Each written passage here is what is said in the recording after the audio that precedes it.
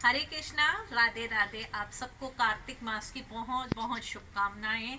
और बहुत दिनों बाद आज आपसे मिलना हुआ, उसके लिए भी माफ़ी चाहूँगी। अब आपको रोज ही कान्हा जी की बहुत अद्भुत लीलाओं का वर्णन सुनने को मिलेगा, जो उनकी अथाह लीलाएं हैं।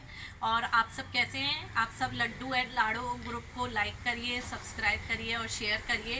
आज मैं आपको कान्हा जी के बारे में बताऊंगी। कान्हा जी के बहुत सारे नाम हैं। कोई उन्हें माधव बोलता है, कोई यशोदा नंदन बोलता है, कोई कन्हैया बोलता है और कोई लड्डू गोपाल भी बोलता है। तो चलिए आज थोड़ा सा इसी बारे में बात करते हैं कि कान्हा जी को हम लड्डू गोपाल क्यों बोलते हैं। देखिए, कान्हा जी को लड्डू गोपाल बोलने के पीछे भी एक बहुत ही रोचक प्रसंग है, रोचक कहानी है।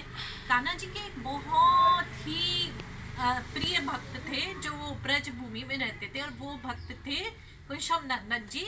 और वो जो भक्त थे वो हमेशा कान्हा जी की भक्ति में लीन रहते थे। उन्हें इतना अच्छा लगता था कान्हा जी की भक्ति में लीन रहना कि वो पूरी सेवा करते थे, कहीं भी नहीं आता जाते थे। प्रॉपर सही तरीके से वो कान्हा जी की भक्ति में ही लीन रहते थे। एक बार उन्हें गांव के कुछ लोगों ने आग्रह किया कि हमारे यहाँ भगवत कथा हो रही है, आप हमारे यहाँ के भगवत कथा के बारे में बताइए लोगों को। अब उन्होंने कहा नहीं, फिर मेरे कान्हा जी की सेवा तो हो नहीं पाएगी, तो मैं नहीं जाऊंगा। जब सब लोगों ने समझाया, आप सुबह भोग तैयार करके आइए, सेवा करके आइए, शाम को जाके फिर भोग की तैयारी कर लीजिएगा। तो वो तैयार हो गए। ठीक है, मैं ऐसा करूंगा। उनका एक बेटा था जिसका नाम था रघुनंदन। अब वो जो थे अपने बेटे के साथ ही रघुनंदन को बता गए, उन्होंने भोग बनाया और वो अपने बच्चे से कह गए कि तुम कान्हा जी को भोग लगा देना। अब उनका बेटा दोपहर में भोग लगा रहा था। उसने कहा कान्हा जी आओ मेरे साथ, बैठो, भोग लगाओ। उसने एक बार कहा, कान्हा जी नहीं आए। फिर उसने 2 बार, 3 बार, 4 बार कहा और रोने लगा भाव में कि देखो आ ही नहीं रहे हैं, मैं भगवान को बुला रहा हूँ और कह रहा हूँ कि भोग लगाओ।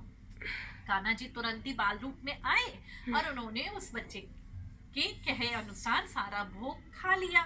अब वो बड़ा खुश हुआ। रात में जब उसके पापा आए, उन्होंने ये कहा कि बेटा भूख का प्रसाद दे दो। बोले वो तो कान्हा जी खा गए। उन्होंने सोचे बच्चा है, भूख लग रही होगी इसलिए उसने ऐसा कहा होगा।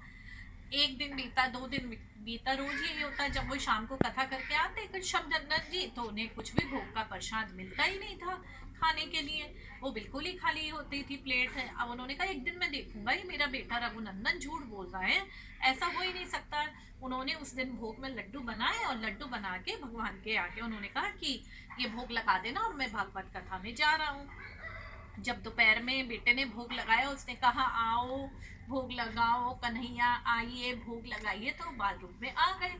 अब वो जो उसके पिताजी थे वो पीछे छुपे हुए थे खंबे के और ध्यान से देख रहे थे कि ये क्या हो रहा है।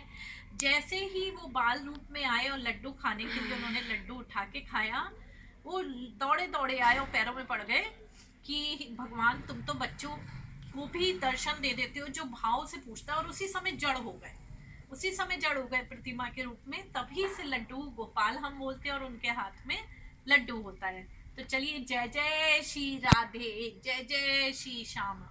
का महीना चल रहा है।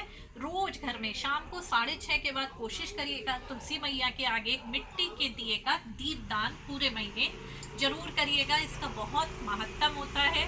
प्लीज मेरे चैनल को लाइक करिए, सब्सक्राइब करिए, शेयर करिए। जय जय श्री राधे। कृष्णा कृष्णा हरे हरे, हरे राम राम राम हरे हरे।